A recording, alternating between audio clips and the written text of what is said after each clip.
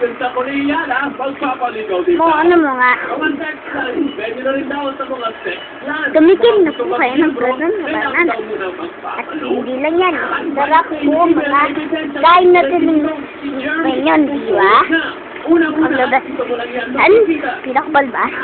Saan? At kumain na po kayo. At sa kanyang pagbisita, era ng ipagpagulan daw sa isang bagong. Ang ginawin ng sabong ito, ulit na naman siya ng shape, tadyak, at sinila divino. Sarap po nito! Kamagat ka sabi. Sa pagbisita ng dating Pangulong Joseph nanay ng si Don. Bumili na po kayo ng mga banana.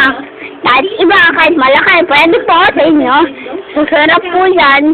Mula po kayo ng ganyan.